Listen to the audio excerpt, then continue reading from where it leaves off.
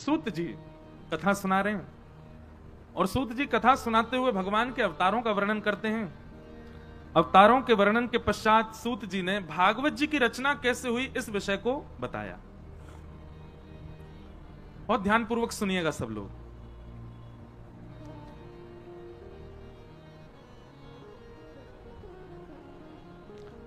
वेदव्यास जी महाराज ने अनेक पुराण लिखे, 4 वेद लिखे, महाभारत जैसा इतिहास लिखा, लेकिन यह सब लिखने के पीछे एक ही उद्देश्य था, मेरा और आप सबका कल्याण। लेकिन इतना लिखने के बाद भी वेदव्यास जी के चित्त को प्रसन्नता नहीं थी कि मैंने जो लिखा है वो उचित है। तब वेदव्यास जी महाराज विचार करने लगे, मैं क्या लिखूं, ऐसा क्या वर्णन करूं जिससे मेरे मन में ऐसी भावना आए कि हां, इससे मानव कल्याण होगा। जैसे गोस्वामी तुलसीदास जी महाराज मानस में लिखते हैं, मैंने मानस जी की रचना किस लिए की? बोले स्वांतः सुखाय तुलसी रघुनाथ गाथा, अपने सुख के लिए। क्योंकि यह बात निश्चित है, जब आप सार्वलौकिक सुख की बात करते हैं उस समय यदि आप अपनी क्रिया से स्वयं प्रसन्न नहीं है तो सार्वलौकिक प्रसन्नता नहीं हो सकती, सर्वजन्य प्रसन्नता नहीं हो सकती। अब जैसे सामान्य सी बात है, माताएं बहनें यहां बहुत संख्या में बैठी हैं, जब आप प्रसाद बनाते हैं, भोग बनाते हैं घर में, यदि भोग बनाते समय आपका मन प्रसन्न नहीं है, मसाले कितने भी डाल लो, भोग स्वादिष्ट बनेगा नहीं। और यदि प्रसन्न भाव में आप प्रसाद बनाओगी, सामान्य से खिचड़ी बनाओ, केवल नमक नींबू और सामान्य सी खिचड़ी बना दो, कोई ज्यादा मसाले नहीं, लेकिन खूब प्रसन्नता में बनाओ, खूब आनंद में बनाओ, 2 ही चीज होंगी, या तो बहुत अच्छी बनेगी या जल जाएगी। बहुत प्रसन्नता में 2 ही काम होते हैं, या तो बनी ही नहीं पाएगी या फिर बहुत बढ़िया बनेगी। वेदव्यास जी महाराज रचनाएं तो कर रहे हैं मानव कल्याण के लिए, लेकिन अपनी रचना से स्वयं ही प्रसन्न नहीं थे। इतने सारे ग्रंथ, कितने ग्रंथ लिखे वेदव्यास जी ने? अनेक हैं, लेकिन कुछ सुनो। 17 महापुराण, 18 उपपुराण, ऋग्वेद, यजुर्वेद, सामवेद, अथर्ववेद, ये सब लिखते चले गए। महाभारत आदि ग्रंथ सब वेदव्यास जी ने लिखे, लेकिन मन को शांति नहीं थी। तब वहां नारद जी का आगमन हुआ और नारद जी महाराज भ्रमण करते हुए आए, वेदव्यास जी से पूछा, आप क्यों इतने अशांत बैठे हैं, क्या बात है? तब नारद जी को बताया, देखो कितनी पोथी लिख दी मैंने, मेरा मन शांति ही नहीं हो रहा। जिनको भी अपनी क्रिया से, अपने कर्म से, अपने काम से, अपने स्वभाव से, अपनी दिनचर्या से, अपने जीवन से अशांति का अनुभव हो रहा हो, बहुत ध्यान से सुनना। नारद जी सूत्र बता रहे हैं। इतना सब कुछ लिख दिया फिर भी मेरा मन अशांत है। नारद जी महाराज बोले, क्षमा करना व्यास जी, आप बहुत विद्वान हैं, आपने जितने भी ग्रंथ लिखे उन ग्रंथों में सब कुछ वर्णन किया है, पर एक चीज की कमी है। क्या? बोले जैसे हलवाई बढ़िया कोई लड्डू बनावे, कोई खीर बनावे, दूध डाल दे, चावल डाल दे, उसमें केसर डाल दे, थोड़ी पीस करके इलायची डाल दे और सुगंधी के लिए गुलाब जल डाल दे, सब कुछ मिला दे, लेकिन शक्कर ना डाले तो? मिठाई का कितना भी रूप सुंदर बना हो, नवरत्न डाल दिए हो, लेकिन शक्कर ना डाले तो वो मिठाई किस काम की? ऐसे ही सब्जी बन जाए लेकिन नमक ना डालें तो? लवण बिना बहु व्यंजन जैसे, भक्तिहीन नर सोहि कैसे। बिना नमक के सब्जी का स्वाद नहीं होता, बिना शक्कर के मिठाई का स्वाद नहीं होता, वो मिठाई कहलाएगी नहीं फिर। ठीक वैसे ही वेदव्यास जी, आपने जितने भी ग्रंथ लिखे ना, सब में ज्ञान है, वैराग्य है, सब कूट कूट करके भरा है, पर एक वस्तु नहीं है। क्या? प्रेम। आपने प्रेम का वर्णन नहीं किया। क्योंकि आपके ग्रंथों को जब हम पढ़ते, बहुत ध्यान से सुनिएगा सब लोग, इधर देखो। नारद जी महाराज कह रहे हैं, आपके ग्रंथों को पढ़ने के बाद, आपके द्वारा लिखे गए भावों को सुनने के बाद भगवान के प्रति श्रद्धा होती है, भगवान के प्रति विश्वास होता है, भगवान की पूजा का मन होता है, आराधना का मन होता है, व्रत का मन होता है, पर आपके किसी भी ग्रंथ को पढ़ने के बाद ठाकुर जी से प्रेम नहीं होता। वो भगवान लगते हैं, वो परमात्मा लगते हैं, वो अपने नहीं लगते किसी भी ग्रंथ को देखने के बाद में। इसलिए प्रेम को प्रकट नहीं किया आपका मन, इसीलिए अशांत है। व्यास जी, यदि आप चाहते हैं कि आपके चित्त को शांति मिले, ठौर मिले, तो ऐसी कोई रचना करो जिसको सुनने के बाद, जिसको पढ़ने के बाद, जिसके अध्ययन के बाद सुनने पढ़ने वाला व्यक्ति, बोलने वाला व्यक्ति भगवान को भगवान ना मान करके, परमात्मा को परमात्मा ना मान करके अपना कोई माने, ये मेरे हैं, उनके प्रति प्रेम प्रकट करे। 4 पुरुषार्थ होते हैं, धर्म, अर्थ, काम और मोक्ष। ये 4 पुरुषार्थों में रहने वाला व्यक्ति इन चारों में ही लिप्त रहता है। धर्म कैसे करें, अर्थ कैसे कमावें, कामनाओं की पूर्ति कैसे करें और मरने के बाद मोक्ष कैसे प्राप्त करें। बहुत ध्यान से सुनिए। परंतु वेदव्यास जी पंचम पुरुषार्थ का नाम है प्रेम। और जब व्यक्ति पंचम पुरुषार्थ के अधीन हो जाता है ना, तो ये 4 पुरुषार्थ उसके समाप्त हो जाते हैं। 4 पुरुषार्थ उसके वहीं विश्राम ले लेते हैं। प्रेम का आदि हो गया, फिर उसको किसी और वस्तु की चिंता नहीं है।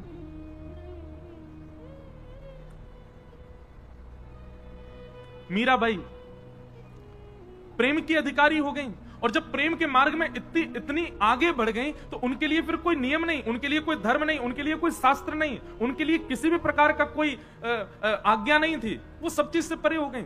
अब देखा जाए तो माता पिता को छोड़ करके रहना, विवाह होने के बाद भी ससुराल से परे रहना, ये सब शास्त्र विरुद्ध है। लेकिन मीराबाई की प्रेम की स्थिति इतनी ऊंची पहुंच चुकी है कि अब उनके लिए कोई नियम नहीं है। कभी कभी मैं अपनी कथा में सुनाया करता हूं, मीराबाई जैसी एक भक्ता और हुई, करमेती बाई। करमेती बाई तो उसी दिन घर छोड़ के चली गई जिस दिन बारात आ गई थी सामने, दुल्हा चढ़ के आया घोड़ी पे। और जब उन्होंने अपने कक्ष में से अपने होने वाले पति को देखा, तो मन में विचार करने वाली, कृष्ण प्रेम दूर दूर तक नहीं है इसके जीवन में, मैं कैसे रहूंगी। उसी समय घर परिवार छोड़ करके चली गई। अब देखा जाए तो शास्त्र की माने तो यह महा अपराध था, ये जघन्य पाप है। माता पिता को पीड़ा दे करके गई, पूरे परिवार में, अरे पूरे समाज में माता पिता की क्या इज्जत रह गई। लेकिन करमेती बाई जब वृंदावन पहुंची तो स्थिति इतनी ऊंची थी करमेती बाई की, कि करमेती बाई के प्रसंग में एक भाव आता है कि जब उनको ढूंढने के लिए लोग लगाए गए, तो उनसे छिपने के लिए, बचने के लिए करमेती बाई ने सोचा किसी वृक्ष पर चढ़ जाऊंगी तो भी ढूंढ लेंगे, कहीं पहाड़ों के पीछे जाऊंगी तो भी कहीं ना कहीं से खोज तो लेंगे, ऐसी कोई जगह जाऊं जहां कोई मुझे ना ढूंढे। दौड़ते दौड़ते उनको तभी दिखाई दिया एक मरा हुआ 3 दिन पुराना ऊंट। और ऊंट का शरीर खूब विशाल होता है, पेट भी खूब उसका 3 दिन से मरा हुआ था, तो और ज्यादा फूल गया था उसका शरीर। आप विश्वास मानेंगे, करमेती बाई उस ऊंट के कंकाल के भीतर 3 दिन तक छुपी रही। और जब करमेती बाई वृंदावन आई ना, तो वृंदावन में जब उनकी थोड़ी ख्याति सी हो गई कि बहुत बड़ी भक्त हैं, तो संतों ने जाकर के करमेती बाई से पूछा, हमने सुना कि आप ऊंट के भीतर छुपके रही थी। बोले हाँ। आपको दुर्गंध नहीं आई? अरे कोई जीव छोटा सा भी मर जाए, उसकी दुर्गंध के कारण उस मार्ग से नहीं निकला जा सकता। आप एक मरे हुए ऊंट के भीतर 3 दिन तक कैसे रही? आपको दुर्गंध नहीं आई?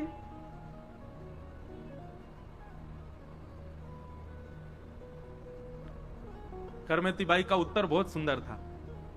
करमेती बाई कहती हैं, वो तो केवल एक जीव के हाड मांस के गल जाने पर सड़ जाने की दुर्गंध थी, उससे कई गुना ज्यादा दुर्गंध तो संसार के विषय में है। जिस दिन संसार के विषय में दुर्गंध आने लग गई ना, उस दिन ये सामान्य से दुर्गंध नहीं लगेंगी।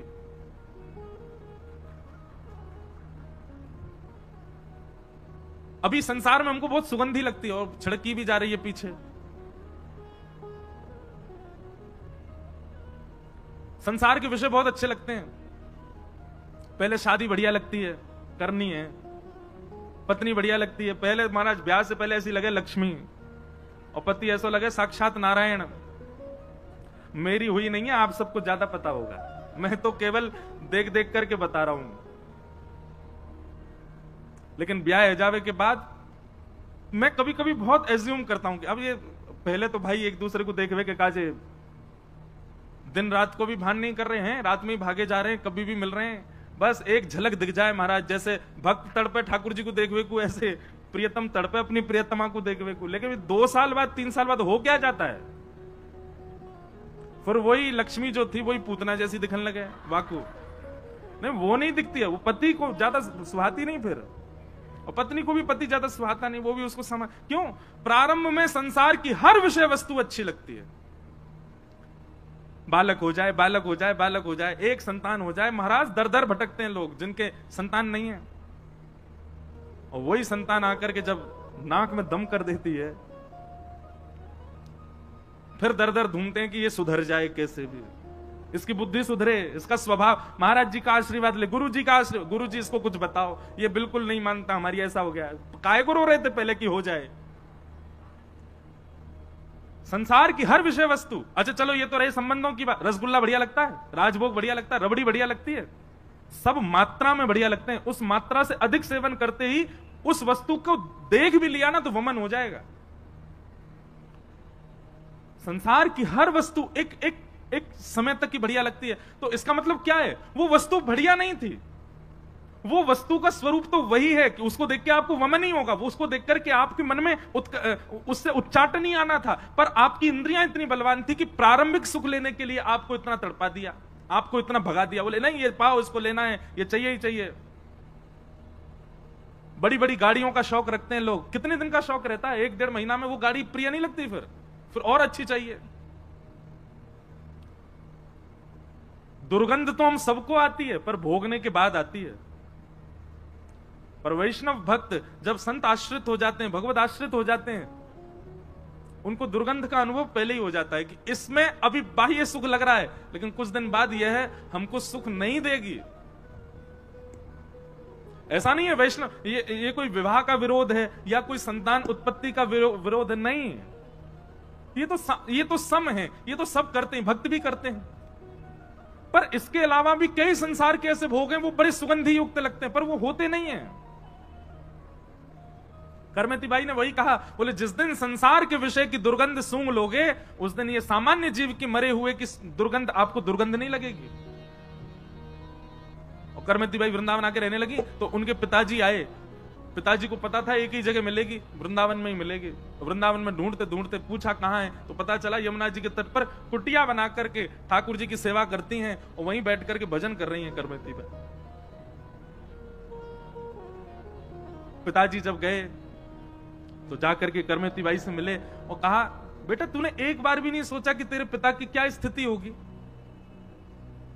पूरे समाज में नाक कट गई मेरी, एक बार भी तूने ये चिंतन नहीं किया कि मैं अपने माता पिता को किस स्थिति में छोड़ करके जा रही हूं, उनकी नाक कटवा करके जा रही हूं।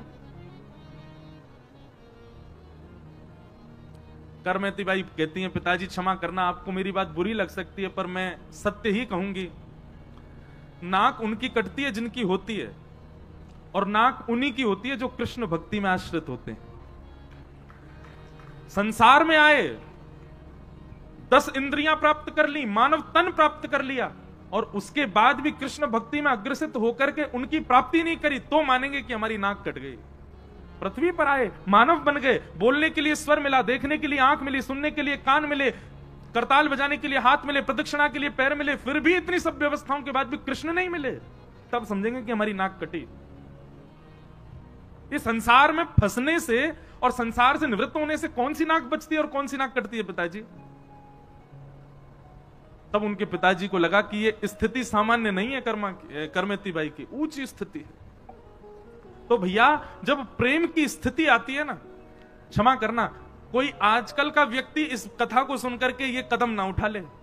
हमको बहुत सोच समझ के बोलना पड़ता है। बोलेगा महाराज जी ने करमती बाई की बात, हम भी ऐसे ही करेंगे।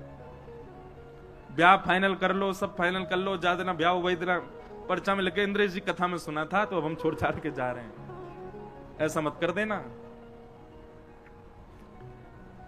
ये बात इसलिए बताई गई है कि करमती की स्थिति, मीराबाई की स्थिति तो देखो वो किस लेवल पर है। उस स्थिति में हम अभी नहीं आ सकते। और मुझे ऐसा लगता है हम चाहे कितनी कथा कर लें, 3-3 महीना घर नहीं आते हम लौट के। अभी भी कथा के बहाने से घर आए हैं, नहीं तो कथा के अलावा तो घर रहना ही नहीं हो पाता है। इतनी कथाएं कर रहे हैं, पर इसके बावजूद भी व्यास मंच पर बैठ करके कह रहे हैं कि मीराबाई जैसी, सूरदास जैसी, तुलसीदास जैसी, करमती बाई जैसी स्थिति अब होना असंभव है, नहीं हो सकती। हम केवल कथा सुन लें, और अपने जीवन में थोड़ा थोड़ा उतार लें, थोड़ा ही थोड़ा उतार लें। इतना ही हम कर सकते हैं, इससे ज्यादा नहीं हो पाएगा हमसे। कलयुग अपनी चरम स्थिति पर आ चुका है अब, लेकिन फिर भी बहुत बढ़िया समय में है हम लोग। हमारे आने वाली पीढ़ी वो तो और भी खतरनाक समय देखने वाली है। हमारा और हमारी एज ग्रुप के लोगों का बुढ़ापा बहुत खतरनाक होगा, क्योंकि बच्चे और आजकल की जो जनरेशन है वो इतनी ज्यादा विचित्र होने वाली है आगे चल करके। जो अभी वयोवृद्ध यहां बैठे हैं, बहुत बढ़िया जीवन देख करके जा रहे हैं, जाना तो सबको ही है, पर हमारा कभी कभी लगता है कि वृद्धावस्था बहुत खतरनाक जाने वाली है, समय बहुत व्यथित करने वाला है। तो प्रेमी जब व्यक्ति हो जाता है तो उसके लिए कोई नियम नहीं होते। प्रेमी जब व्यक्ति हो जाता है तो उसके लिए कोई शास्त्र सम्मत बात नहीं होती, वो शास्त्रों से परे की स्थिति में हो जाता है।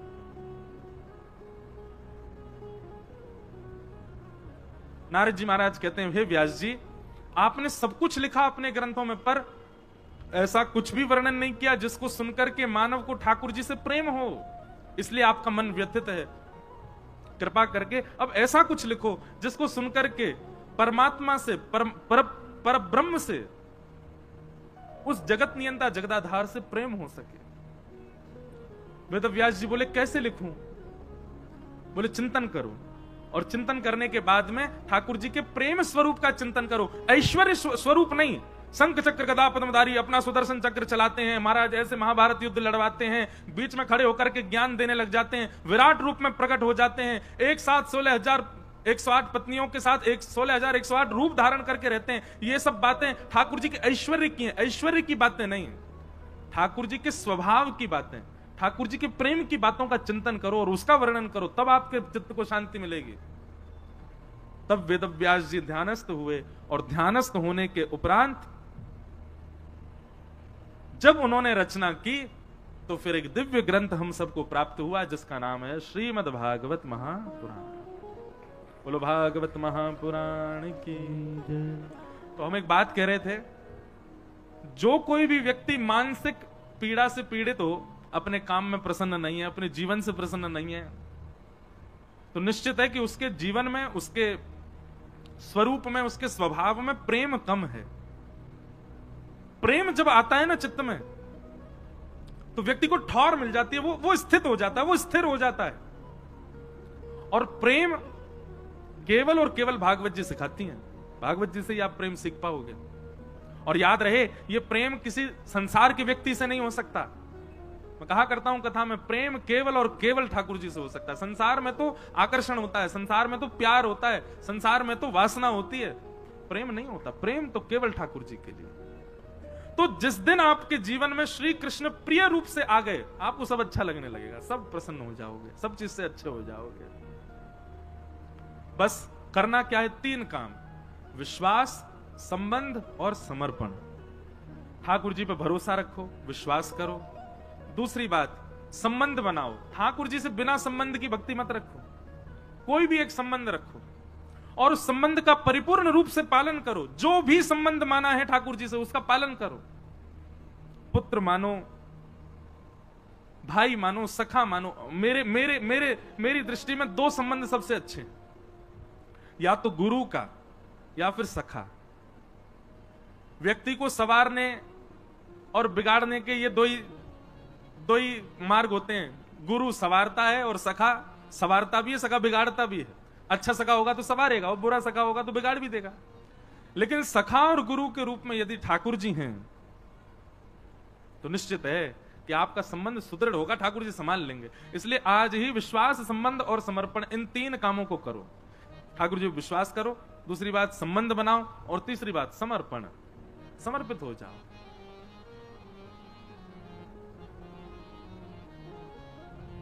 समर्पित हो जाओ। तो इस प्रकार श्रीमद् भागवत जी की रचना श्री वेद व्यास जी महाराज ने की, और इसी भाव को जान करके वेद व्यास जी ने भागवत की रचना की। मन में बड़ा आनंद हुआ, मन में एक ठौर मिल गई। अब लग रहा है कि हाँ, मैंने कुछ निर्माण किया जिससे मानव कल्याण होगा। फिर वेदव्यास जी ने वही भागवत की कथा को अपने पुत्र सुखदेव जी को प्रदान किया और उन्हीं सुखदेव जी ने यही भागवत की गाथा परीक्षित जी को आकर के सुनाई है। अब यहां प्रश्न उठता है कि परीक्षित जी कौन है और परीक्षित कौन है, इसी प्रश्न में ही अब महाभारत की कथा प्रारंभ हो जाती है। बोलो वृंदावन बिहारी लाल की। तो भागवत जी की रचना क्यों हुई? प्रेम, प्रेमः पुरर्थो महान, प्रेम प्रधान ग्रंथ है श्रीमद् भागवत। प्रेम करना सिखाती है भागवत जी की कथा। सबसे ऊंची प्रेम सगाई, सबसे ऊंची प्रेम सगाई है दुर्योधन की मेवा त्यागी, दुर्योधन की मेवा त्यागी, दुर्योधन की मेवा त्यागी, दुर्योधन की मेवा त्यागी, साख विदुर घर खाए सबसे ऊंची प्रेम सगाई, सबसे ऊंची प्रेम सगाई, सबसे ऊंची प्रेम सगाई, सबसे ऊंची प्रेम सगाई है दुर्योधन की मेवा त्यागी, दुर्योधन की मेवा त्यागी, दुर्योधन की मेवा त्यागी, दुर्योधन की मेवा त्यागी हे साक विदुर घर खाए सबसे ऊंची प्रेम सगाई, सबसे ऊंची प्रेम सगाई, सबसे ऊंची प्रेम सगाई, सबसे ऊंची प्रेम। बोलो वृंदावन बिहारी लाल की।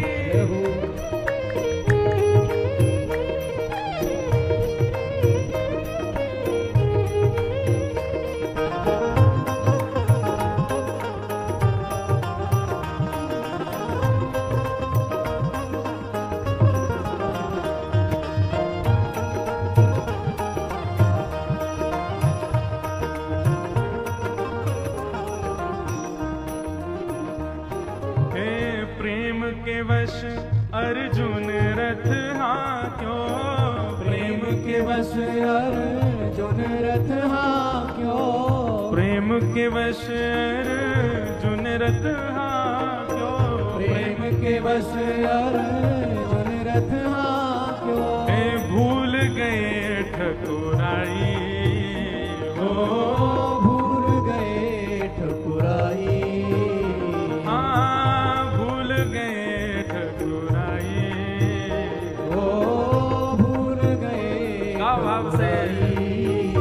सबसे ऊंची प्रेम सगाई, सबसे ऊंची प्रेम सगाई, सबसे ऊंची प्रेम सगाई, सबसे ऊंची प्रेम सगाई। ऐसी प्रीत बढ़ी वृंदावन, ऐसी प्रीत बढ़ी वृंदावन, ऐसी प्रीत बनी वृंदावन, ऐसी प्रीत बढ़ी वृंदावन, गोपियन रास रचाई, हो गोपियन नाच रचाई, हाँ गोपियन रास रचाई, हो गोपियन नाच रचाई। क्यों? सबसे ऊंची प्रेम सगाई, सबसे ऊंची प्रेम सगाई, सबसे ऊंची प्रेम सगाई,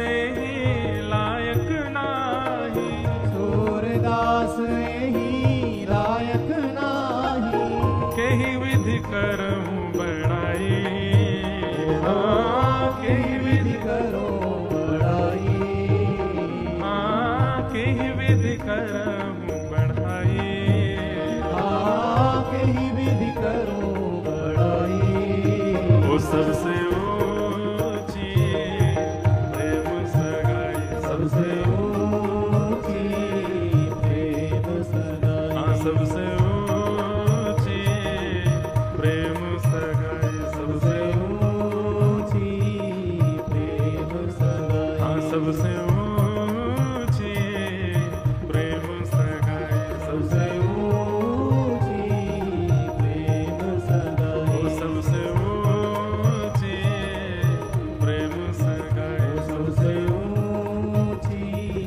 प्रेम सगाई। पूरी कृष्ण लीला का दर्शन करो।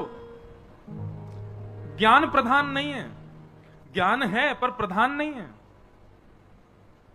वैराग्य है पर वैराग्य प्रधान नहीं है। भक्ति है, योग है, सब है, पर प्रधान केवल एक वस्तु है, प्रेम। और क्षमा करें, हम सब ब्रजवासी हैं भैया, हम पे और कछु ना आवे।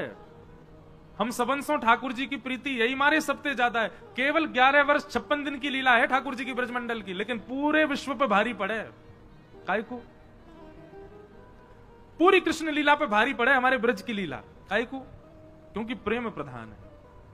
तो भैया ठाकुर जी की सेवा में, ठाकुर जी की लीला में, ठाकुर जी के नित्य ध्यान में कोई आपसे दोष बने, कोई अपराध बने, कोई भाव रखो मत रखो, पर एक चीज को भाव रखो कि प्रेम प्रधान रखो। प्रेम होगो कोई अपराध नहीं बनेगा। प्रेम भाव को प्रधान रखो। ठाकुर जी की ये वृंदावन बिहारी लाल क्यों प्रकट भये? स्वामी श्री हरदास जी के प्रेम के वश प्रकट भये। हितरिवंश महाप्रभु के प्रेम से प्रसन्न है करके श्री राधा वल्लभ लाल जी वृंदावन पधारे। हितरिवंश महाप्रभु के अनन्य सेवक श्री हरिराम व्यास जी के प्रेम से प्रसन्न है कि जुगल किशोर जी प्रकट भये। गोस्वामी श्री गोपाल भट्ट गोस्वामी जी के प्रेम से, शालिग्राम से श्री राधारमण जी प्रकट भये। सबने अपने प्रेम से प्रकट किया और ठाकुर जी को। प्रेम प्रधान है। और वो प्रेम सिखावे कौन? श्रीमद् भागवत की कथा। इसलिए यहां ज्ञान लेवे के काजे, वैराग्य लेवे के काजे आप सब नहीं हो, ये सब सुनवे के काजे हो, थोड़ा थोड़ा जीवन में छिड़काव करवे के काजे हो, पर मूल रूप से तो प्रेम की शिक्षा लेवे के काजे बैठे हो कथा में। प्रेम। ऐसी भागवत जी की कथा का निर्माण किया। श्रीमद् भागवत को निर्माण करके अपने पुत्र सुखदेव जी को प्रदान किया। सुखदेव जी ने वही भागवत की कथा परीक्षित को सुनाई और यहां सूक्ष्म महाभारत का प्रसंग सुनाया गया। सौनकादि ऋषियों ने प्रश्न किया, बोले महाराज ये परीक्षित कौन है, इनके बारे में हमको विस्तार से बताओ, इनको 7 दिन में मरने का श्राप क्यों लगा? तब यहां से महाभारत का प्रसंग शुरू होता है कि यदा मृधे कौरव संजयाना वीरेस्मथो वीरगतिं गतेषु ब्रकोदरा विग्ध गदा विमर्श भ्रगनोरुदंडे धृतराष्ट्रपुत्रे। किसी का प्रश्न आया था आज कि भगवान ने अर्जुन को ही क्यों स्वीकार किया? योग्य तो युधिष्ठिर भी हैं, योग्य तो नकुल सहदेव भी हैं, योग्य तो भीष्म पितामह भी हैं, पर भगवान ने अर्जुन को ही क्यों स्वीकार किया? बहुत अच्छा प्रश्न है और समझने योग्य बात है। युधिष्ठिर जी धर्म में प्रधान है, इसलिए उनका नाम है धर्मराज युधिष्ठिर। उनका धर्म अतिश्रेष्ठ है। ठाकुर जी को प्रिय लगते हैं पर स्वीकार नहीं किया।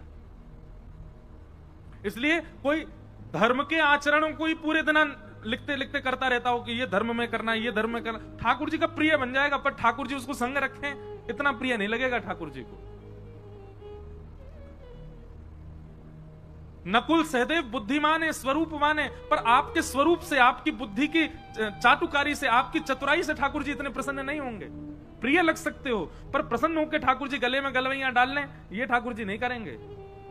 तो ठाकुर जी को रिझाने के लिए धर्म का आचरण नहीं चलेगा, ठाकुर जी को रिझाने के लिए बहुत बुद्धिमान होने से काम नहीं चलेगा, ठाकुर जी को रिझाने के लिए बहुत बलवान, बहुत ज्ञानवान, बहुत धनवान, इन सबसे आप ठाकुर जी के समीप भले ही पहुंचो। द्वारिकाधीश मंदिर में आगे बैठ के दर्शन करने हैं, पैसा दे के बैठ जाओगे, आप समीप पहुंच सकते हो, पर स्वीकार ठाकुर जी हजारों लोगों में बैठे कौन को कर रहे हैं, ये ठाकुर जी जाने।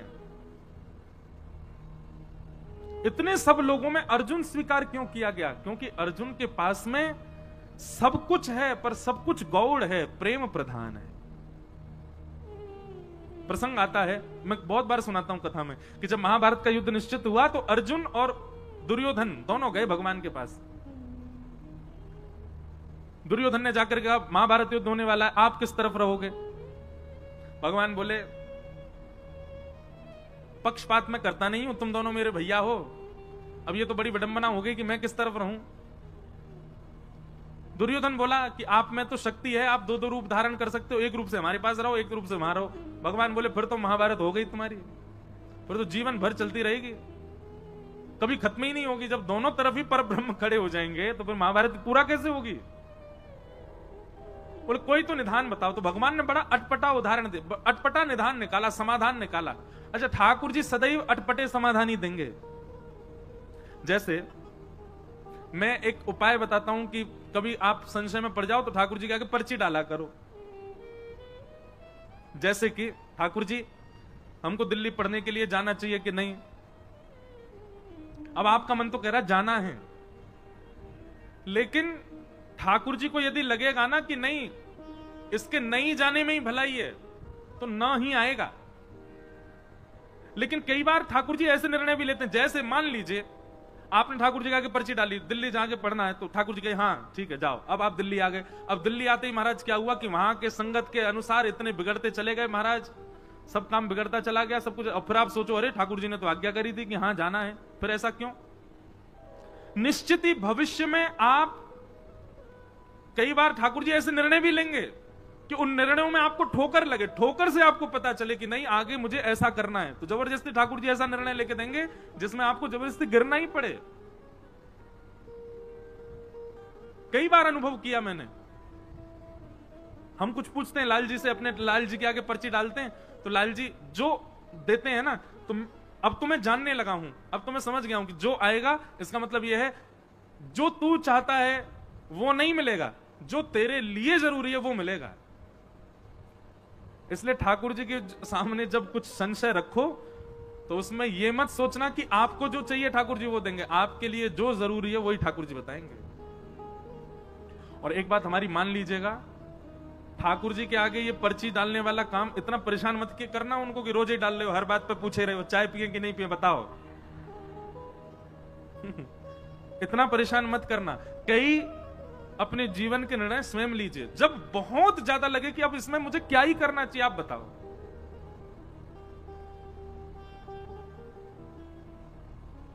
जैसे हम अभी गुरु दीक्षा नहीं देते, एक बार पर्ची मैंने मन रखा था कि जन्माष्टमी पर लाल जी से पूछेंगे, तो अचानक मेरे मन में आया कि आज जाके ठाकुर जी से पूछूं, बताओ हम गुरु दीक्षा देंगे। बहुत सारे लोग आते हैं कि दें। अब कभी कभी मन में कई एक तो मुझे ऐसे मिले, वो कह रहे वो आप चाहते नहीं हो कि हम भक्ति मार्ग में आगे बढ़े इसलिए हमको दे नहीं रहे हो। मैंने भैया ऐसे मत कहो, कुछ भाव है इसलिए नहीं दे रहा। तो ठाकुर जी से हम पूछने गए, तो जैसे ठाकुर जी के आगे पर्ची डाली उठाई तो उसमें आ गया नहीं अभी मत दो। हमने जाके अपने पिताजी को बताया, पिताजी ठाकुर जी अभी मना कर रहे हैं दीक्षा देवे की। पिताजी ने समय देखा, बोले 2 बज रहे हैं लाला दोपहर के, और ठाकुर जी के गैया चरावे को समय है, ठाकुर जी अपनी गैयान को हाँक रहे हैं, तू पर्ची डाल के उनको परेशान कर रहा हो। तो गुस्सा में कहिए नहीं ले जा। बोले जब ठाकुर जी बिल्कुल बैठे हो, आराम कर रहे हो, कोई काम नहीं हो, लाल जी लीला में ही रहते हैं ना, आपको देखने में लग रहे हैं कि वो सिंहासन पर लीला चल रही है ठाकुर जी की।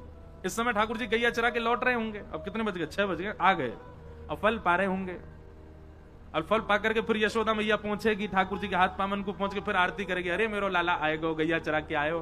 फिर ठाकुर जी सब बताएंगे, आज मैया वो गैया ने ऐसी लात मारी मेरी तो यहां लग गई, माँ गयो मैया, वहां ऐसे बनचर जीव मिले, सब मैया से बतियामेंगे, फिर मैया को बताएंगे आज कहा पावे को मैंने, फिर पावे बैठेंगे। ऐसे ठाकुर जी की लीला तो चलती रहती है, कभी विश्राम नहीं होती। मेरे आपके लिए हमें ऐसा लगता है कि ठाकुर जी जड़वत हमारे सामने बैठे हैं, पर यही प्रेम स्वरूप यदि आपके चित्त में आ जाए तो आप जब देखोगे तब लगेगा कोई लीला चल रही है। इस समय ठाकुर जी किसी लीला में, हमारे पिताजी बोले कि लीला में ठाकुर जी अभी गैया चरावे गए, तू पर्ची डाल लो है। बोले जब ठाकुर जी अनवसर में हो, कोई काम ना कर रहे हो, तब डालियो। तो पर्ची डालने का, कोई भी बात पूछने का सबसे बढ़िया समय रात्रि में, जब ठाकुर जी शयन में जा रहे हो, तब ठाकुर जी को भोग लगावेगा, तब पर्ची डालो। और इतना समय प्रदान करो लाल जी, सुबह जब मंगला होगी ना तब हम पर्ची उठाएंगे। रात भर में आपको जो चाहिए इसकी जिद मत करना भगवान से, हाँ ही दे दियो या से काम करने को नहीं, मेरे लिए जो उपयोगी आप बताना। और फिर ठाकुर जी जो दे दें उत्तर, उस पर इतना विश्वास कर लेना, इतना विश्वास कर लेना। आज हम सही बता रहे हैं, हमने अपने जीवन में ज्यादा नहीं 5 या 6 बार ही ठाकुर जी से पूछा होगा, पर कई निर्णय ऐसे थे जिसमें मन व्यथित हुआ कि नहीं, ये तो ठाकुर जी आपको ऐसे नहीं कहना था, ये तो इसमें भलाई होती, ठाकुर जी आपने मना कर दिया। पर जब ठाकुर जी की बात को माना गया तो फिर उसका प्रतिफल मीठा ही मिला।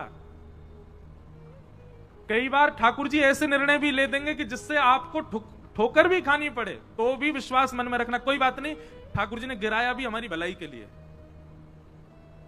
तो दुर्योधन और अर्जुन दोनों गए भगवान के पास, और भगवान से कहा महाभारत युद्ध में आप किस पक्ष में रहोगे। तो भगवान ने बड़ा अटपटा निर्णय लिया, अटपटा ही लेते हैं। बोले सुनो, एक तरफ मेरी सेना रहेगी, भगवान की सेना छोटी मोटी नहीं है, अद्भुत द्वारिका की सेना एक तरफ रहेगी, और एक तरफ अकेला मैं रहूंगा। लेकिन मैं जिस तरफ रहूंगा उस तरफ शस्त्र नहीं उठाऊंगा, बिना शस्त्र के रहूंगा जिस तरफ भी रहूंगा। तुम लोग मुझसे बाद में मत कहना कि भाई तलवार उठाओ, धनुष उठाओ, भाला उठाओ, जे उठाओ, कुछ नहीं, खाली हाथ रहूंगा। एक तरफ मेरी सशस्त्र सेना और एक तरफ अकेला बिना शस्त्र का मैं। अब दोनों चूज कर लो, कौन मुझे ले जाएगा, कौन सेना को। तो निश्चित है मैं और आप भी अगर दुर्योधन की तरफ होते तो हम भी भगवान को ठुकरा देते। नहीं मांगते हम ठाकुर जी को।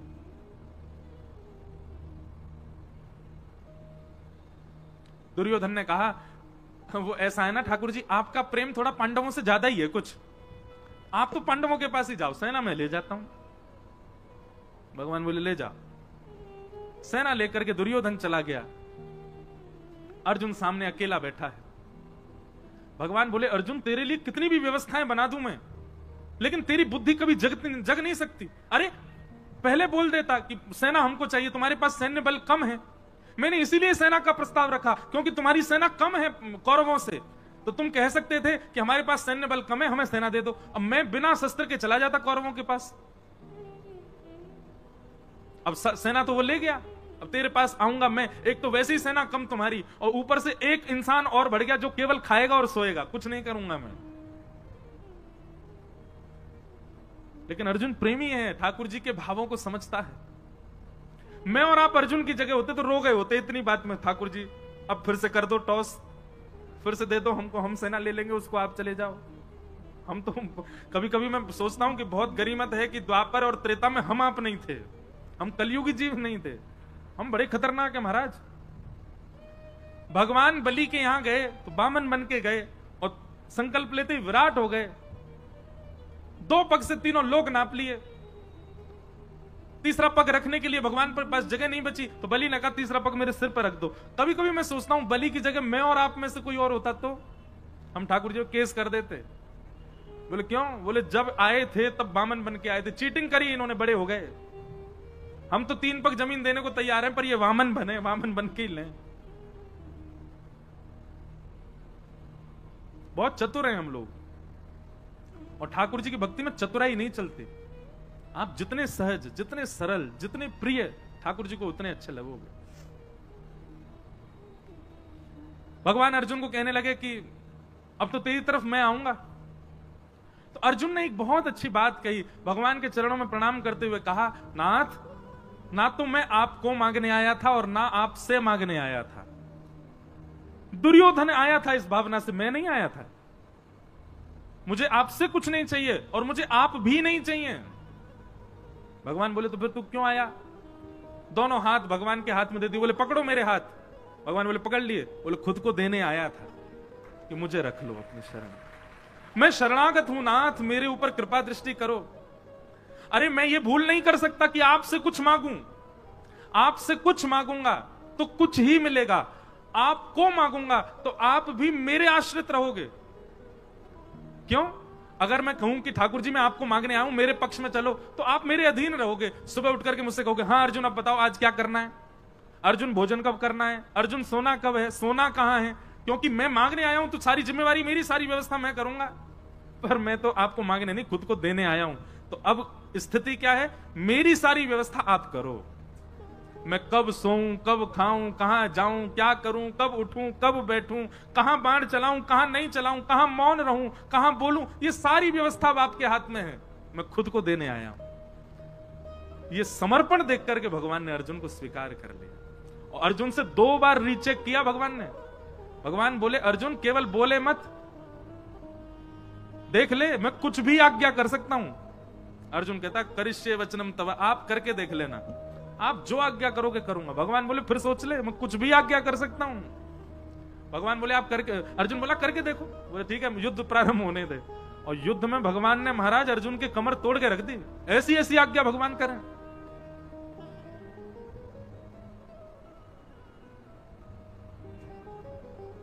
लेकिन हर आज्ञा को स्वीकार किया अर्जुन ने, इसलिए भगवान ने अर्जुन को स्वीकार किया। क्यों? क्योंकि बाकी सब तो ठाकुर जी से मांग रहे हैं, ठाकुर जी को मांग रहे हैं, पर अर्जुन ने तो खुद को ठाकुर जी को दिया, खुद को अर्पित किया, समर्पण किया। समर्पण किया इसलिए भगवान उसके सारथी बन गए। और सारथी का मतलब कोई भगवान की पदवी कम नहीं हो गई है, बल्कि और श्रेष्ठ। हम सबको अपना सारथी ठाकुर जी को। सारथी मतलब कौन? जो राह दिखावे, जो लेकर के चले, कहां जाना है, कहां मुड़ना है, कहां बैठना है, कहां चलना है, ये सारथी ही तो कर सकता है। सारथी के अधीन होता है पीछे बैठा व्यक्ति। हर व्यक्ति अपना सारथी श्री कृष्ण को बनावे। जहां ले चलोगे वहीं मैं चलूंगा, जहां नाथ रख दोगे वहीं मैं। ये जीवन समर्पित चरण में तुम्हारे, तुम ही मेरे सर्वस्व, तुम ही प्राण प्यारे। तुम्हें छोड़कर नाथ किससे कहूंगा, जहां ले चलोगे वहीं मैं चलूंगा।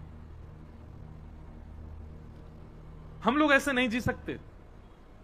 हम लोग तो बड़े खतरनाक है महाराज।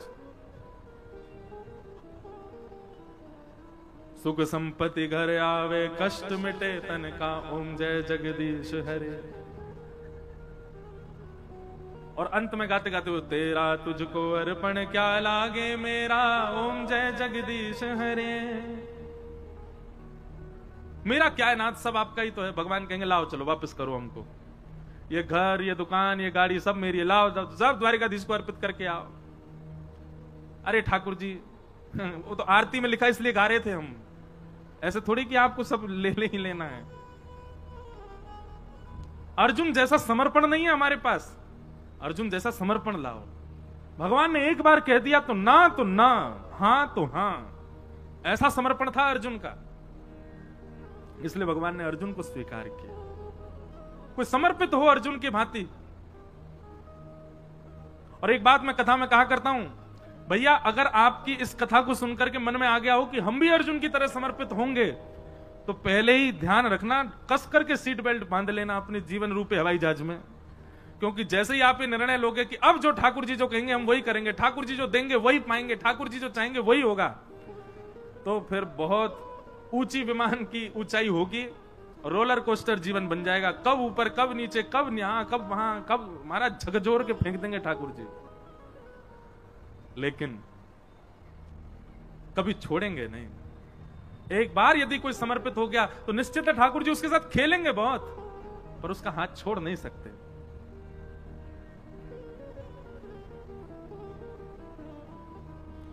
हमारे इधर देखो, यहां देखो, यहां देखो, गोवर्धन में विराजमान थे पंडित श्री गया प्रसाद जी महाराज। नाम सुना? आप में से कई लोगों ने तो दर्शन भी किए होंगे पंडित श्री गया प्रसाद जी महाराज के। कौन यहां कोई है जिन्होंने दर्शन किया? हाथ ऊपर करो। जय हो भैया, हम आप सबन के दर्शन कर लें। महाराज जी के तो दर्शन हमको नहीं हो पाए, पर महाराज जी के वचनामृत, महाराज जी की जीवनी आदि में सब देखता रहता हूं। अद्भुत भाव।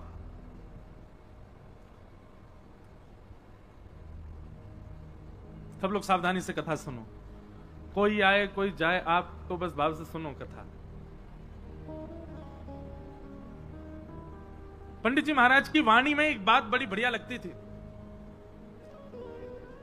पंडित जी से किसी ने निवेदन किया कि पंडित जी, ठाकुर जी बहुत पीड़ा दे रहे हैं, ठाकुर जी बहुत परीक्षा ले रहे हैं, ठाकुर जी जीवन में बहुत संकट दे रहे हैं, आप कछु आज्ञा करो, कहा करूं, जो काम करूं सब बिगड़ जाए, घर परिवार में कछु बन नहीं रहे हो, पत्नी मान नहीं रही है, बच्चा सुने ना है, हे पंडित जी महाराज कछु आज्ञा करो।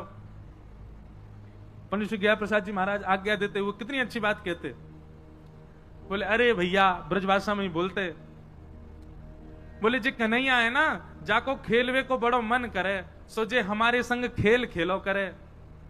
कभी पत्नी को उठाए दे, कभी बालकन को उठाए दे, कभी काम बिगाड़ दे, जाके हम सबरे खिलौना है, जे हमारे संग खेल है। लेकिन भैया यह बात से दुखी मत हो कि ठाकुर जी खेल काहे को रहे, बल्कि ठाकुर जी से प्रार्थना करो, जितनो मन चाहो ठाकुर जी उतनो खेलो, पर खिलौना बदलना नहीं चाहिए, मैं ही रहूं आपको खिलौना, खूब खेलो। अभी अभी एक भाव मन में आ रहा हो कि हम सब गा रहे हैं कि हरि जी मेरे अवगुण चित्त ना धरो, मेरे अवगुणों को ठाकुर जी आप देखना नहीं। तो मानो ये पंक्ति गानी प्रारंभ करी तो पहले पूज्य गुरुदेव भगवान आए, फिर पूज्य श्री रसिया बाबा महाराज आए, भगवती प्रसाद गंधर्व जी आ गए, तो मानो ठाकुर जी ने 3 महापुरुष भेज के प्रमाणित कर दियो, ना धर रो अवगुण तेरे चित्त में, तू चिंता मत करे।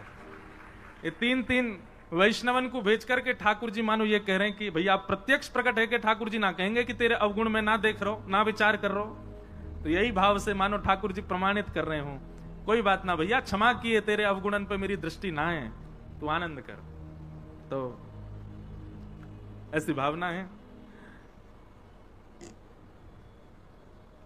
रसिक जनों के पद बड़े अद्भुत हैं। हमारे अष्टछाप के कवि गोस्वामी तुलसीदास जी की विनय पत्रिका, जैसे ये पद है, ऐसी विनय पत्रिका में गोस्वामी जी का भी एक पद है। हरि जी तुम बहुत अनुग्रह कीन हो, हरि जी तुम बहुत अनुग्रह कीन हो। अब पद तो ढूंढवे तो मिलेगा नहीं, लेकिन भाव बहुत सुंदर है वहां पर भी। बोले नाथ आपने मुझे बहुत बड़ा अनुग्रह किया। भगवान पूछ रहे हैं मैंने कहा अनुग्रह किया तुम पे, तो गोस्वामी जी कह रहे हैं बोले आपने सबसे बड़ा अनुग्रह तो यही किया कि आपने मुझे मानव बनाया। श्रीमद् भागवत में भी भगवान कहते हैं हृदय माध्यम सुलभम सुदुर्लभम प्लवम सुकल्पम गुरुकर्ण धारम मयानुकूलेन नभस्वतेरितम पुमान भवाब्धिम न तरेत्स आत्मा। मैंने मानव के ऊपर सबसे बड़ी कृपा यही की कि मैंने उसको मानव बनाया। अरे नित्य इसी बात का धन्यवाद कहो ठाकुर जी कि हमको आपने कोई जीव जंतु तो नहीं बनाया, मानव बनाया। गोस्वामी जी का वो पद बहुत सुंदर है, उसमें गोस्वामी जी कहते हैं आपने बहुत बड़ी कृपा की कि अत्यंत दुर्लभ मानव शरीर मुझको प्रदान किया। पर ठाकुर जी हम एक अनुग्रह और आपसे चाहते हैं, एक अनुग्रह और कर दो। भगवान कह रहे हैं अब क्या चाहिए? तब गोस्वामी जी कहते हैं कि संसार रूपी विषय सरोवर में मेरी मन रूपी मछली घूम रही है। बहुत ध्यान से सुनना, संसार रूपी विषय सरोवर में मेरी मन रूपी मछली डोल रही है। कभी या मन रूपी मछली को मन पानी पूरी पे अटक जाए, कभी डोसान पे अटक जाए, कभी लस्सी पे अटक जाए, कभी ब्रजवासी पेड़ा पे अटक जाए, कभी कहीं अटक जाए, कभी पल्ली गरी वारी पे अटक जाए, कभी छतवारी पे अटक जाए, कभी कहीं अटक जाए। हे ठाकुर जी हमारी मन रूपी मछली संसार रूपी विषय सरोवर में घूम रही है। भगवान बोले तो हम क्या करें? बोले जिस प्रकार मछली पकड़ने वाला एक बांस में धागा डाल करके सरोवर के तट पर आकर के बैठता है और उस धागे में एक कुछ सामग्री लगा करके उसको नदी में फेंक देता है, सरोवर में फेंक देता है और फेंक करके मछली पकड़ने की प्रतीक्षा करता है, बैठ करके खड़ा रहता है वहीं पर ही। भगवान बोले तो बोले नाथ ऐसे ही आप अपनी कृपा रूपी वंशी लेकर के और अनुग्रह रूपी वो धागे में कछु कृपा बांध करके या विषय रूपी सरोवर में छोड़ दो। भगवान बोले तुम क्या करोगे? बोले आप खड़े खड़े इंतजार करो, विषय में घूमते घूमते घूमते घूमते जा दिन मेरो मन रूपी मछली आपके वह कृपा रूपी सामग्री से आकर के टकरा जाए, जैसे ही वह कांटे में फंस जाए, सोई रस्सी खींच करके मुंह को बाहर निकाल ली हूं। अब सुनने में तो आप लोगों को बड़ा सामान्य लगा, लेकिन ये भगवान को आज्ञा क्या दी जा रही है? आप आकर के सरोवर पर इस विषय रूपी नदी में कृपा रूपी डोर से अनुग्रह रूपी रस्सी डाल करके बैठे रहो, प्रतीक्षा करो। मैं यत्न नहीं करूंगा आपके पास आने का, आप बस कृपा रूपी रस्सी डाल के बैठे रहो। काओ दिना गलती से मैं टकरा जाऊं, सो मुंह को बाहर निकाल लिया। भगवान बोले, गोस्वामी जी बड़े चतुर हो आप। ऐसी चतुराई भक्तन में अच्छी है। सांसारिक चतुराई ठाकुर जी को प्रिय नहीं, लेकिन भक्ति में चतुराई हो तो ठाकुर जी को बहुत बढ़िया लगे। तो हम किस विषय पर चर्चा कर रहे थे? अर्जुन। भगवान ने अर्जुन को ही क्यों स्वीकार किया? महाभारत में इतने पात्र हैं, केवल अर्जुन ही क्यों प्रिय है ठाकुर जी को? क्योंकि अर्जुन ने पूर्ण समर्पण किया है। करिष्ये वचनम तव, आप जो कहोगे वो मेरे लिए अध्यादेश है, उसके आगे किंतु परंतु नहीं कहूंगा मैं। इसलिए भगवान ने अर्जुन को स्वीकार किया। तो महाभारत का प्रसंग सुनाया गया। अब प्रसंग बहुत बार विस्तार से कहा है, थोड़ा हम आगे चलते हैं। प्रथम स्कंद विश्राम कर दें, कल फिर ठाकुर जी का जन्मोत्सव भी होना है, महापुरुषों के थोड़े वचनामृत भी सुनेंगे। तो अभी हम विषय जो प्रमुख हो उसको थोड़ा थोड़ा कह के चलेंगे। महाभारत का युद्ध विश्राम हो गया, परंतु दुर्योधन ने बदला लेने के लिए अश्वत्थामा को भेज दिया और कहा, जाओ जाकर के 5 पांडवों को सोते हुए मार दो। सोते हुए 5 पांडव तो नहीं मार पाया, पर द्रौपदी के 5 पुत्र उसी शिविर में सोए थे। उसको लगा अंधेरे के कारण 5 पांडव ही हैं, निर्दोष बालक मार दिए द्रौपदी के, जिसके कारण अश्वत्थामा को बंदी बना करके भगवान की आज्ञा मान करके अर्जुन ने उसके आधी दाढ़ी मूछ शिखा छेदन करके मणिम जहार मूर्धन्यम, उसकी मणि को निकाल लिया और उसको छोड़ दिया। क्योंकि ब्राह्मण था, भगवान ने मना किया, ब्राह्मण है इसको मारना नहीं। अब इस विषय पर हम थोड़ा विस्तार करते हैं कथा में कि अगर भगवान मना कर रहे हैं ब्राह्मण को नहीं मारना चाहिए, तो फिर खुद ने रावण क्यों मारा? भगवान मना कर रहे हैं ब्राह्मण को नहीं मारना चाहिए, तो स्वयं ने नृसिंह रूप में हिरण्यकश्यप क्यों मारा?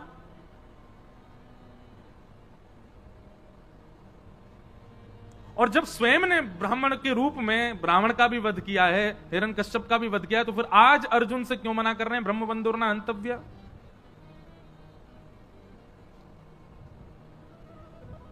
अब विषय तो बहुत बड़ा है, पर सूक्ष्म में कहूं,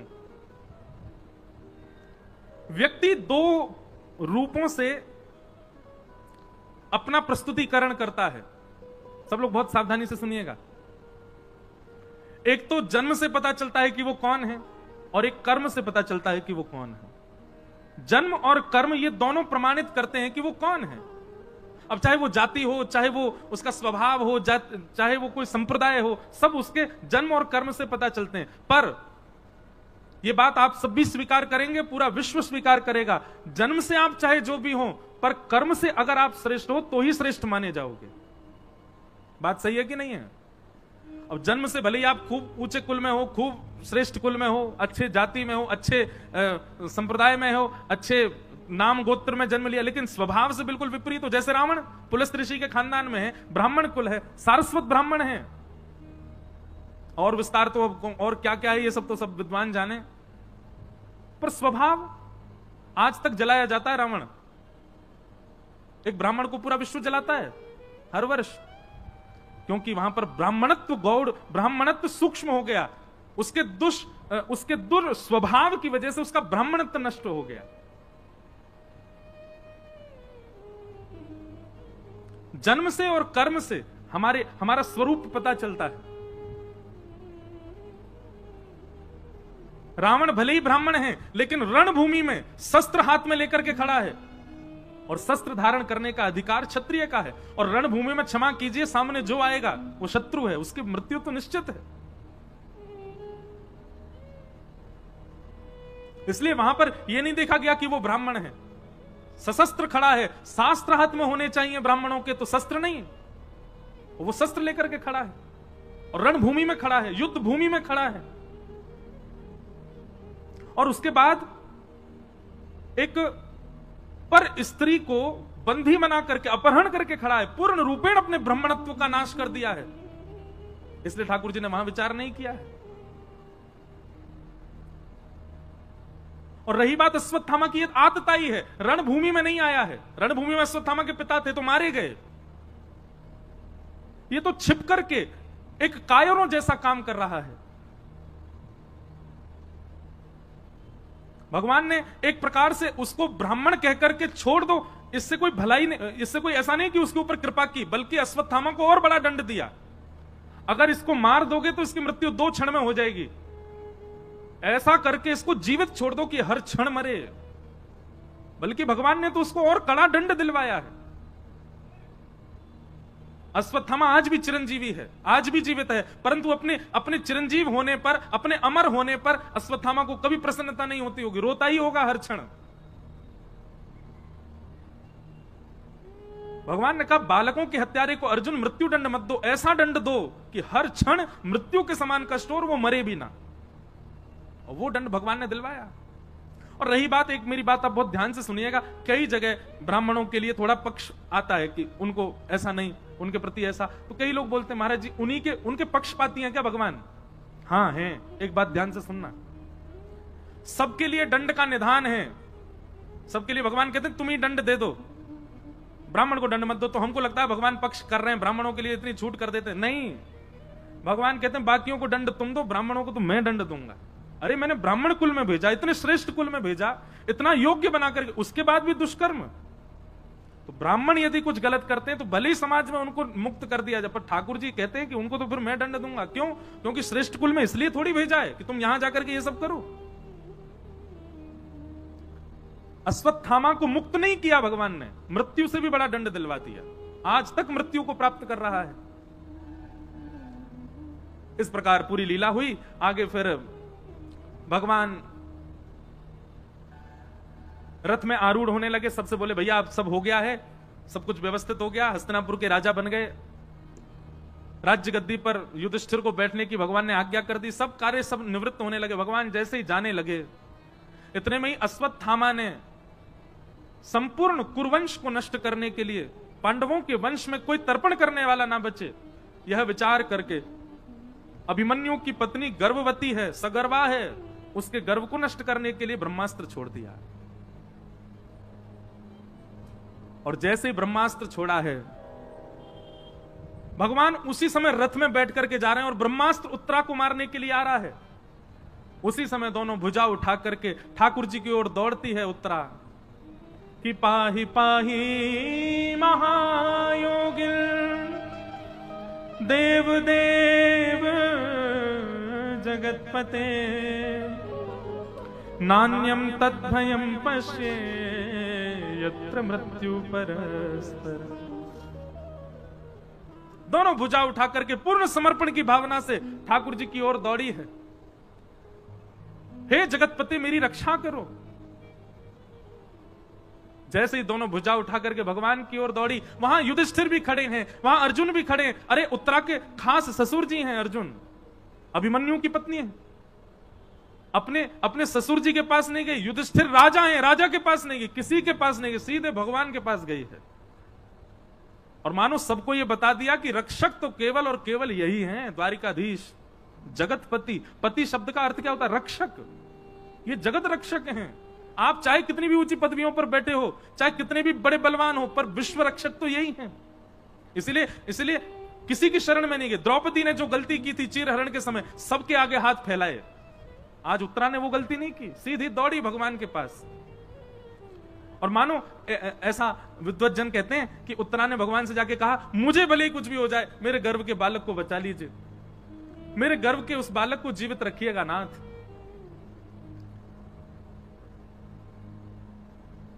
उत्तरा के इस पूर्ण समर्पण को देख करके भगवान एक रूप से तो बाहर हैं, श्रीमद् भागवत जी में वर्णन है, दूसरे रूप से अंगुष्ठ मात्र नहीं, अंगुष्ठ में जो ये नख है, इतना बड़ा स्वरूप धारण किया ठाकुर जी ने। इतना बड़ा स्वरूप धारण करके ठाकुर जी उत्तरा के गर्भ में प्रवेश कर गए और अपनी गदा को इतनी द्रुत गति से घुमाया कि आकाश से आ रहा वो ब्रह्मास्त्र आकाश में ही नष्ट हो गया।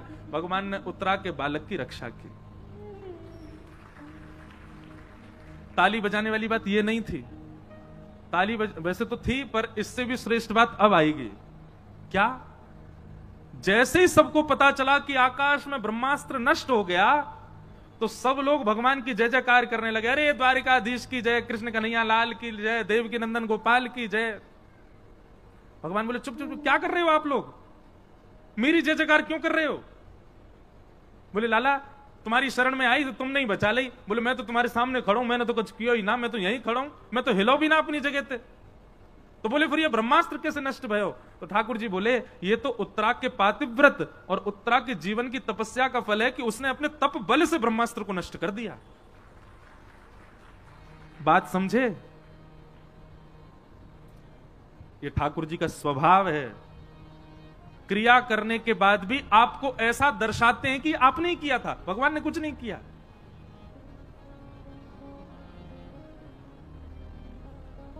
पूरी लीला कर दी भगवान ने, उत्तरा के गर्भ में प्रवेश करके रक्षा कराए ठाकुर जी।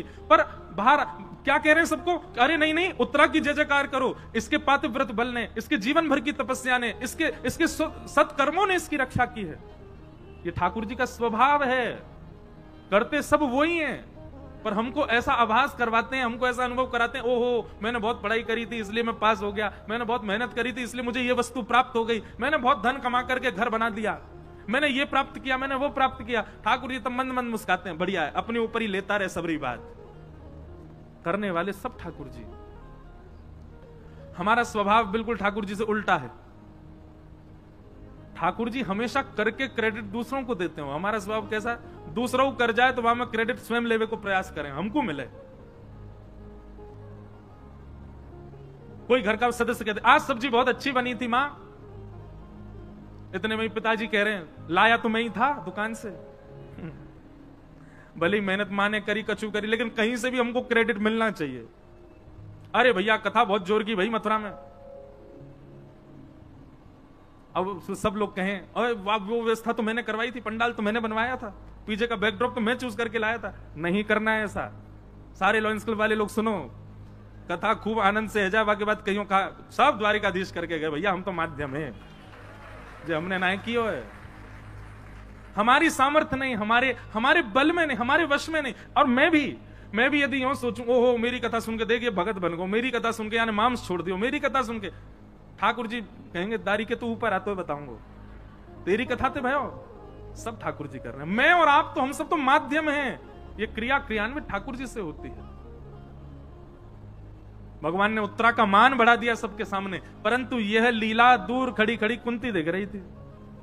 कुंती समझ गई, बोले कि ओहो सब करके और पूरा मान दे दिया उत्तरा को। और भगवान बोले अब भैया उत्तरा में व्यस्त हो, सबको व्यस्त कर दिया उत्तरा में। सब कहने लगे अरे उत्तरा तेरे भजन बल ने देख ब्रह्मास्त्र नष्ट कर दियो, तेरे आत्म बल ने देख ब्रह्मास्त्र नष्ट कर दियो, सब व्यस्त हो गए। भगवान बोले अब सब लोग लगो, हम जा रहे हैं द्वारिका। जैसे ही रथ में आरूढ़ हुए, कुंती सामने आ गई, रथ रोक लिया, बोले नीचे आओ हमसे मिलके जाओ। भगवान पुनः उतर करके आए और कुंती जी ने यहां पर भगवान की एक स्तुति गाई है। अब स्तुति तो बहुत सुंदर है, बहुत विस्तृत है, बहुत अद्भुत है, पर एक भाव बहुत ध्यान से सुनना। संपूर्ण स्तुति गाने के बाद में कुंती भगवान से कहती है कि विपद संतु न सस्व तत्र तत्र जगद्गुरो भवतो दर्शनम अपुनः भव दर्शनम। बहुत सावधानी से सुनो सब लोग। अभी तक हम भी और सब जगह यही बात प्रचलित है कि कुंती ने भगवान से दुख मांगा, पर कुंती भगवान से क्या मांग रही है? विपत्ति।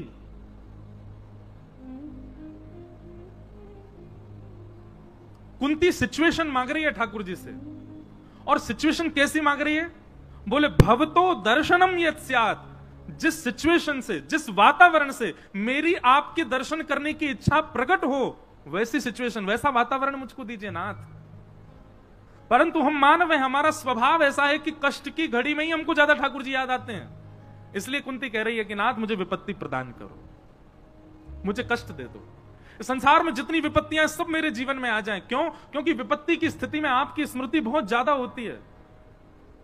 भगवान बोले प्रमाणित करके दिखाओ। तो कुंती कहती है, बोले देखो मेरे बालकों को अज्ञातवास 14 वर्ष का वनवास मिला, आप हमारे साथ थे। लाक्षा भवन में जलाने का प्रयास किया, आप हमारे साथ थे। दुर्वासा ऋषि अपने 1000 शिष्यों के साथ प्रसाद पाने आ गए, आपने हमारी रक्षा की। और जब आज मेरे पुत्र हस्तिनापुर की गद्दी पर बैठ गए, राजा बन गए और महाभारत युद्ध जीत गए, माने कि दुख की घड़ी खत्म होती, जैसे सुख आए आप रथ में बैठ के द्वारिका जा रहे हो। नाथ, हमें वो संपत्ति नहीं चाहिए, हमें वो सुख समृद्धि नहीं चाहिए जिसमें आप ऐसे छोड़ के चले जाओ। हमें वो विपत्ति बार बार चाहिए जिसमें आप हमारे साथ रहो। कुंती सुख या दुख से कुंती का कोई लेना देना नहीं, कुंती का लेना देना है भवतो दर्शनम यत् स्यात्, कैसे जिससे भी आपका दर्शन हो वो मुझे चाहिए। ऐसी स्थिति हमारी हो जाए। ब्याह करना है, पति कैसा हो? बोले ऐसा हो, हे राधारमण लाल जी, हम आपसे जितना प्रेम करते हैं हमसे ज्यादा आपसे प्रेम करें। पत्नी कैसी चाहिए? बोले जितना हम आपसे स्नेह करते हैं, जितना हम आपकी कथा में रुचि रखते हैं, हमसे ज्यादा रुचि रखने वाली। अभी क्या हमारे गुण अलग हैं? हम सुंदरता देखते हैं, हम स्वभाव देखते हैं, हम धन देखते हैं, हम संपत्ति देखते हैं। अरे भक्ति भी तो देखो, आपसे अधिक भक्त हो, ऐसा भाव रखो। संतान की कामना, तो संतान की कामना में भी यही बात, सुंदर हो, ऐसा मुख हो, गोल मटोल हो, हेल्दी सा हो, ऐसा हो, वैसा हो। अरे विष्णु आराधनार्थाय, कैसी भावना रखो, हे द्वारिकाधीश ऐसी संतान प्रदान करना जितना मैं और मेरे पति आपसे प्रेम करते हैं, हमसे दुगना प्रेम आपसे करने वाला पुत्र हो, ऐसी पुत्री हो। हे यमुना मैया, हम जितना आपसे स्नेह करते हैं हमसे अधिक स्नेह करने वाली संतान हमको प्राप्त हो। हम हर वस्तु में भगवत भाव क्यों नहीं रखते जैसे कुंती रखती है? बात सुख की नहीं है, बात दुख की नहीं है, बात यह है कि हर स्थिति में भगवत प्रिय थे हमारा भाव हो।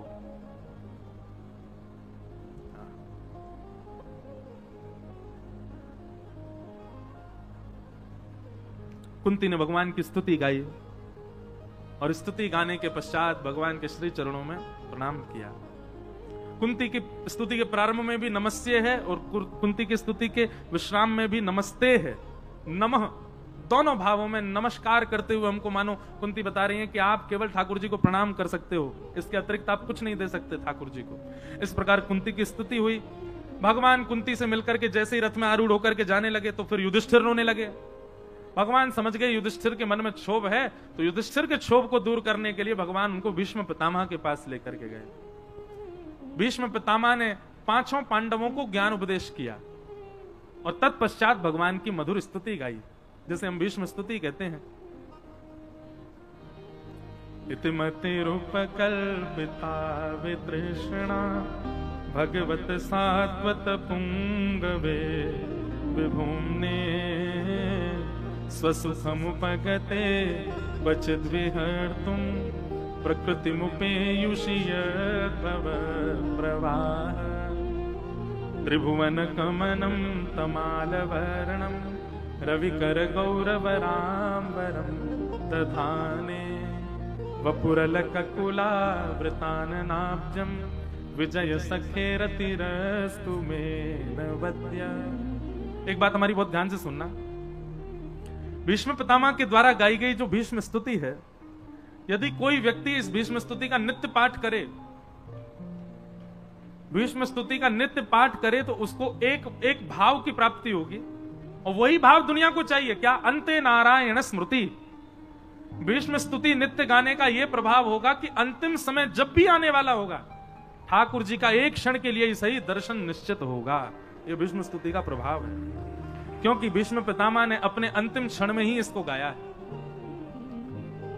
बहुत सुंदर है भीष्म स्तुति, इतनी सुंदर है अगर उसका विस्तार करने पे आए तो पूरा दिन निकल जाए। तो कल कृष्ण जन्म भी है, परंतु भीष्म पितामह की स्तुति का एक श्लोक हम सुन लेते हैं बस। ललित गति विलास वल्गुहास प्रणय निरीक्षण कल्पितो रुमान कृतमनुकृतवत्य उन्मदान्धा प्रकृति मगन किलयस्य गोपवत्व। सब लोग इधर देखो, सावधानी से सुनो। भीष्म पितामह पूरी स्तुति गाते हैं और पूरी स्तुति जैसे विश्राम की ओर जाती है, स्तुति विराम देने से पहले भीष्म पितामह ब्रजमंडल को याद करते हैं। भीष्म पितामह मानो भगवान से यह कह रहे हैं कि नाथ, मैंने आपके अनेक रूपों का दर्शन किया, जब आप रथ हाँकते थे, आपके उस रूप को भी मैंने देखा। शंख चक्र गदा पद्मधारी चतुर्भुज रूप का भी मैंने दर्शन किया, विराट रूप का भी मैंने दर्शन किया, द्वारिकाधीश रूप का भी मैंने दर्शन किया, आपके अनेक रूपों का मैंने दर्शन किया है, बस एक रूप से अभी तक वंचित हूं। भगवान बोले कौन सा? ललित गति विलास वल्गुहास।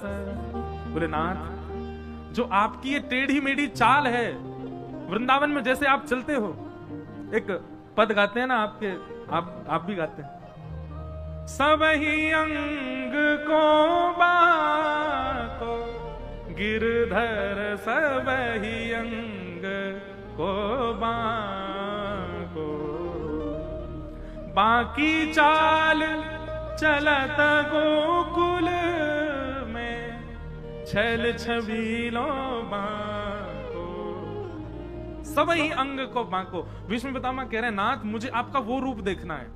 बोले कैसे? जो टेढ़ी मेढ़ी चाल आप चलते हैं ना, एक पाम यहां, एक पाम वहां, एक पाम कहीं, अपनी कमर मटकाते भय, अपने सिर को नेक झुकाते भय, अपनी पाग को नेक संभालते भय। आहा,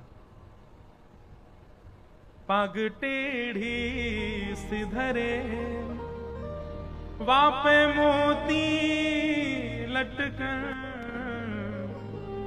विष्णु पितामह कह रहे हैं मुझे ऐसा रूप देखना है। कैसा रूप? पाग टेढ़ी सिधरे, वापे मोती लटकन, पाग टेढ़ी सिधरे, वापे मोती। सब लोग गाओ, नेत्र बंद करके अनुभव करो कैसे लग रहे हैं ठाकुर जी। टेढ़ी सी पाग पहन रखी है, वापे मोतीन की लटकन है, और जब जब अचक अचक के चले तो महाराज मोतीन की लड़ गालन से छुप रही है ठाकुर जी के। पाग टेढ़ी सिधरे, वापे मोती लटकन, पाग टेढ़ी सिधरे, वापे मोती लटकन, डोले ब्रज कुंजों में,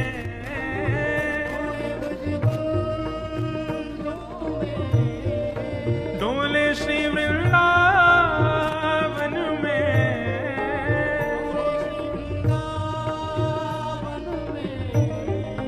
झूम के राधा रमन, पाग टेढ़ी सिधरे, पाग टेढ़ी सिधरे, काली कजरारी सी जादू की पिटारी पलके, काली कजरारी सी जादू की पिटारी पलके, उनमें मदहोशी भरे,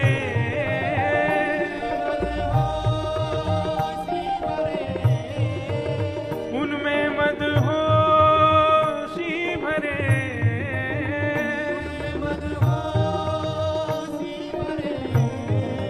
हाय तेरे तिरछे नयन, पाग टेढ़ी सिधरे, पाग टेढ़ी सिधरे, हे वापे मोती लटकन, पाग टेढ़ी सिधरे, वापे मोती लटकन, डोले श्री वृंदावन में,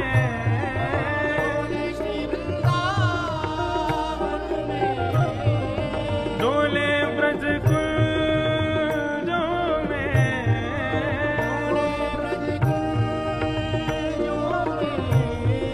झूम के राधा रमन, पाग टेढ़ी सिधरे, पाग टेढ़ी सिधरे।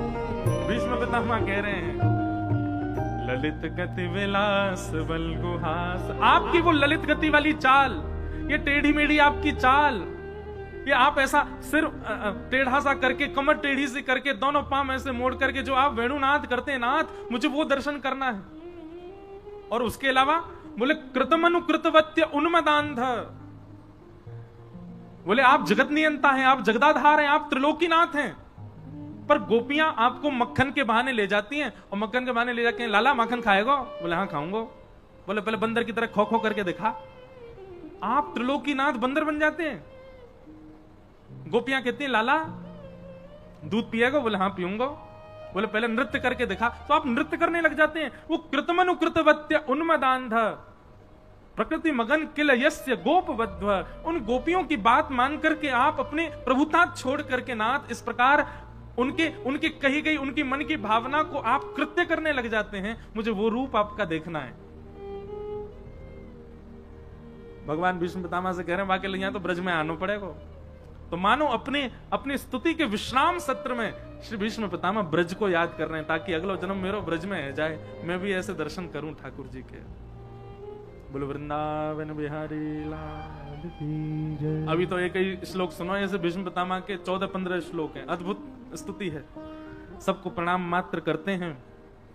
आगे बंधुओं, वही बालक जिसकी भगवान ने गर्भ में जाकर के रक्षा की, उनका जन्म हुआ, नाम उनका परीक्षित रखा गया। ब्राह्मणों ने आकर के परीक्षित जी की जन्मपत्री बनाई और सारे उनके गुण बताए, लेकिन युधिष्ठिर जी के पूछने पर ब्राह्मणों ने यह भी बता दिया, तक्षकात आत्मनो मृत्युम द्विज पुत्रोपसर्जित प्रपत्स्यत उपश्रुत्य मुक्त संग पदम हरे। तक्षक सर्प के डंसन से आपके इस बालक की मृत्यु होगी। इस बात को सुनकर के थोड़े घबरा गए। अर्जुन बहुत महीने बाद लौट करके द्वारिका से आए। अर्जुन ने आकर के बताया कि वंचितोहम महाराज हरिणाम बंधु रूपिण, भगवान अपनी लीला पूरी करके चले गए। यह खबर सुनते ही पांडवों ने परीक्षित, छोटे से परीक्षित को राज्य गद्दी पर बिठा दिया और स्वयं 5 पांडव स्वर्गारोहण को चले गए। तो फिर परीक्षित जी किसके आश्वासन में रहे? भागवत जी में स्पष्ट वर्णन है कि भैया ब्राह्मणों ने परीक्षित जी को पाल पोस करके राजपाट आदि सब दिखाया, सिखाया। द्विजवर्य शिक्षया स्पष्ट लिखा है, ब्राह्मणों ने शिक्षा प्रदान की परीक्षित जी को। परीक्षित जी धीरे धीरे बड़े हुए, आपका विवाह हुआ, जन्मेजय आदि पुत्र हुए। एक दिन दिग्विजय के समय आपको कलयुग मिला। उस कलयुग को आपने 5 स्थान प्रदान किए। द्यूतम पानम स्त्रिय सूना यत्रा धर्मस चतुर्विधः पुनश्च याचमानाय जात रूप मदात प्रभो। 5वां स्थान बंधुओं, ये 5 स्थान है कलयुग के, ध्यान पूर्वक सुनो। जुआ, द्यूतम, पानम मदिरा पान, भक्ष भक्ष सेवन, पर स्त्री पर पुरुष संग, हिंसा, क्लेश, लड़ाई झगड़ा मारकाट, और 5वां स्थान है बिना मेहनत के अनीति से कमाया गया धन। इन 5 स्थानों में कलयुग निवास करता है। अब इन 5 स्थानों की भी बड़ी वृहद व्याख्या है। केवल जुआ ही कलयुग का निवास नहीं है, लक्ष्मी का असद व्यय कहीं भी करोगे वही कलयुग का निवास है। पानम यानी कि जिस किसी भी वस्तु के सेवन को आप ठाकुर जी के भोग में प्रस्तुत नहीं करते, वो आपके सेवन में भी नहीं आनी चाहिए। उन सबसे कलयुग का प्रभाव होगा नहीं तो। भुंजते ते त्वहम पापात ये पचंत्यात्म कारणम, भगवान गीता में कहते हैं अपने लिए जो भोजन बनाते हैं और मेरा भोग नहीं लगाते, अपने स्वाद के लिए खा लेते हैं, अपना पाप खा रहे हैं। इस प्रकार ये 5 स्थान है, द्यूतम पानम स्त्रिय सूना, और 5वां अनीति से कमाया गया धन। इन 5 स्थानों में कलयुग निवास करता है।